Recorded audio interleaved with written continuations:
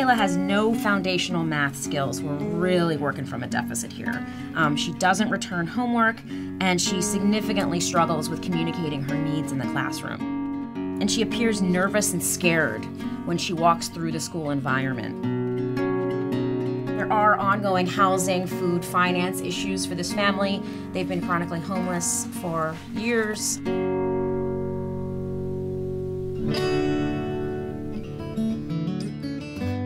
There's a tight linkage across this whole country between children who were born in poverty, not doing well in school. And the trends are really clear. If you don't do well in school, your prospects in the job market are slim to none. The issues that Turnaround is addressing have to be addressed now, partly because we're spending so much time and energy and money trying to fix public schools, but we've got to fix them in a holistic way. For the high-performing charters to grow fast enough to serve every child in this country, we'd need about 100 years, and we can't wait 100 years. Failure's not an option because the consequences of failing on this are too great to contemplate.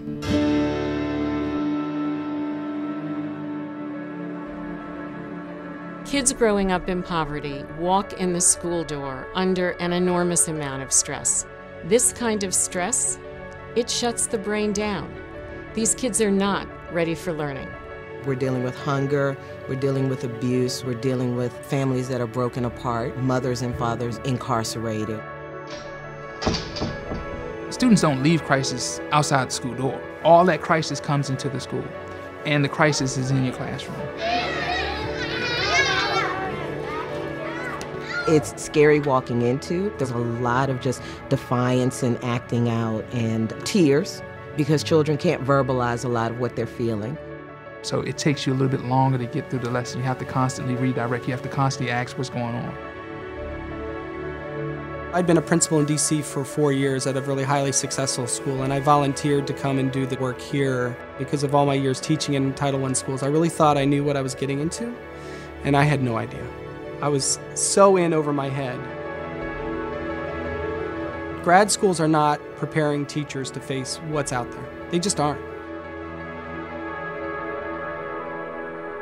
So what do we do about that?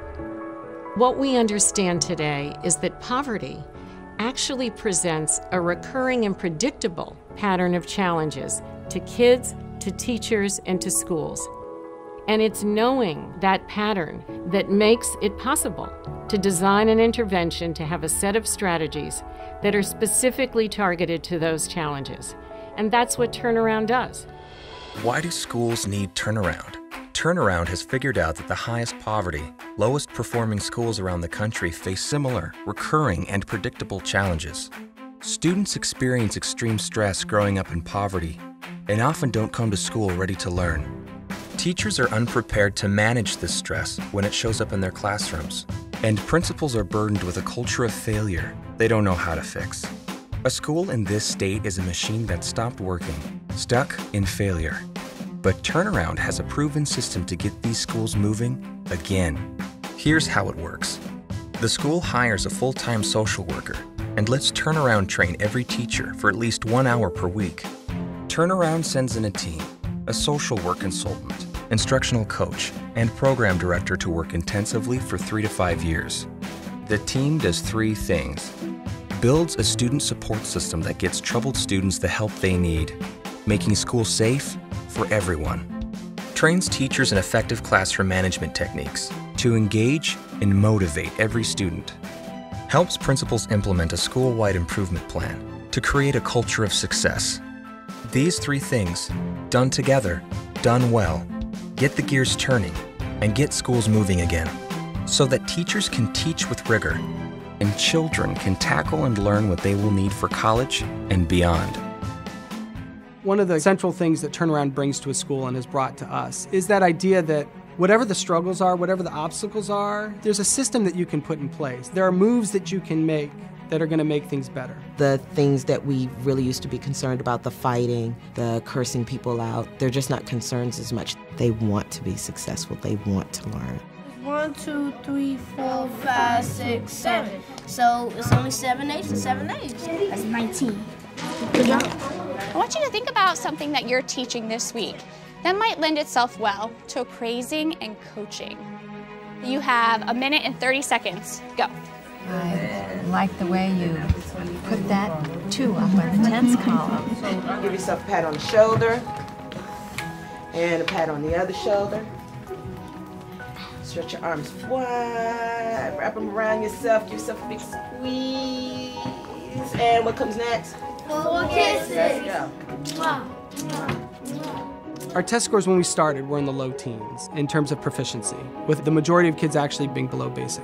Our test scores have doubled here now in 4 years. We have twice as many kids being proficient as before. We've reduced in half the number of kids that were in that below basic category. That's the kind of aggressive growth that you need in order to really turn things around.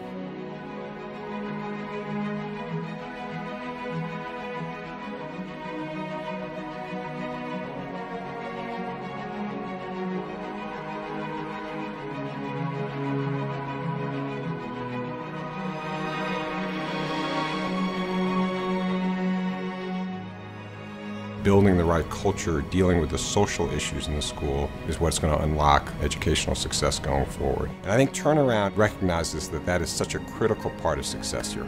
I'm trying to change the old cultures and bring in new cultures. Yeah, that's good. We're proud of you for that. Kids borrow courage from adults.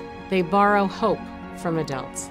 Children need to walk into every single classroom in a school and feel this kind of strength, feel this kind of hope and belief from every adult that they're in contact with. And what it becomes in children is energy, grit, determination, tenacity, and enables children to thrive socially, emotionally, and academically. That's what sets them up for success. I think before I knew that the students weren't bad kids, I just didn't know how to equip them to prove to people that they were great children.